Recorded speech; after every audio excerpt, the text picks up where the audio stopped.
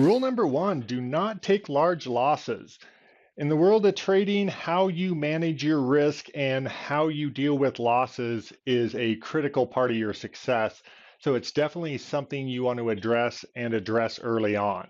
How are you going to accomplish this primary rule of not taking large losses? Now, there are several different types of risk rules, and they can get pretty specific to the type of trading you're doing.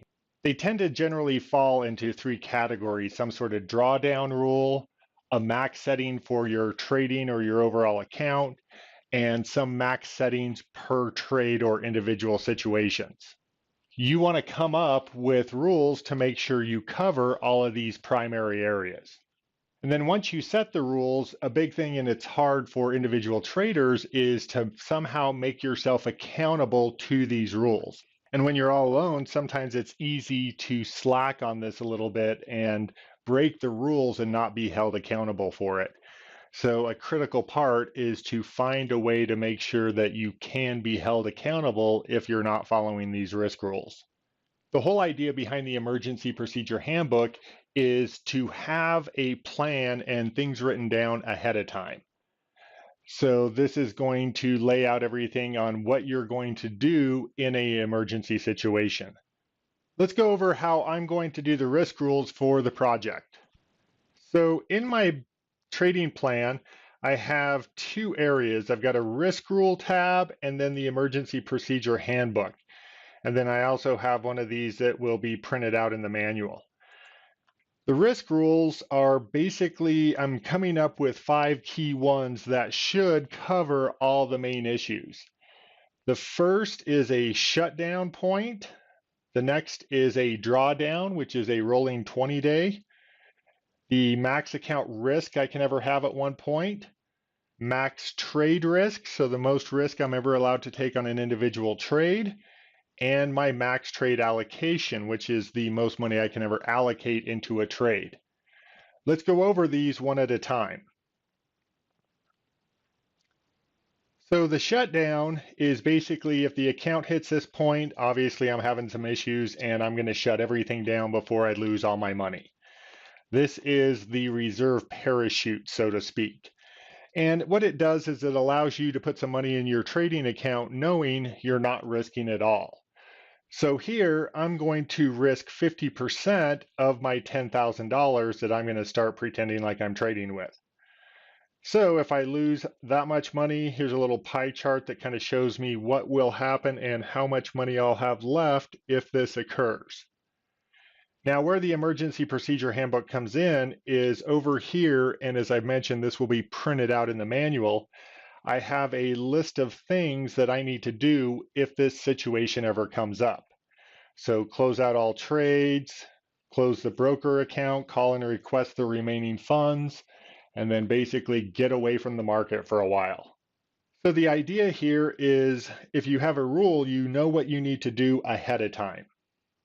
The next rule is a drawdown, rolling 20-day drawdown. And this risk rule will capture a lot of different situations that may come up. So basically, if your account ever drops, and I've got mine set for 10%, if my account ever drops 10%, then what I'm going to do is I'm going to stop, take a break, regroup, and kind of figure out what happened before I move on. And this just kind of makes you put the brakes on before things get too ugly. And then in the handbook, I have a list of all the things I need to take care of if this situation ever comes up. And most of the time, it's one or two trades is causing you 80% of your problem. And if you get rid of those, it'll eliminate a lot of the issues pretty quick. The next is my max account risk, and I'm going to set it at 10% as well. And this is the most risk I ever want to have in my account at one time.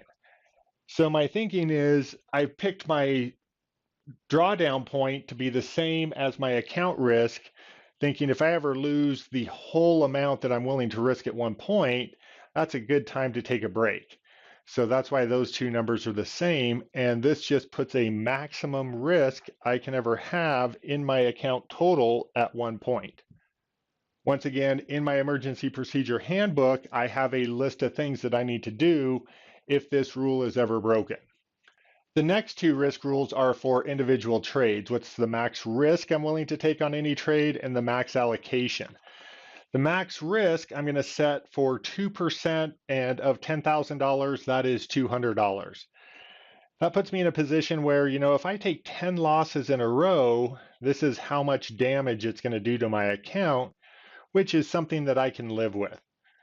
It puts me in a position where I'm allowed to hold 5 positions to meet my max risk of my account, or total risk I'm allowed to have. And that's 5 positions or 5 losses in a row that will put me to a break point. With that said, I'm going to use a max allocation, or how much I'm willing to put into the trade, of 20%. And this number of 5 is going to come back where that gives me a position of holding 5 different trades at one point, not including margin. Now, obviously, you double with margin, so you could hold 10 trades. So max allocation is going to be $2,000 here at the start, and the max risk is going to be $200. Once again, over here in my EPH, I have a list of things I need to do if any of these rules are ever broken. So that gives me a list of my starting risk rules that should cover pretty much any major issue I have here at the start.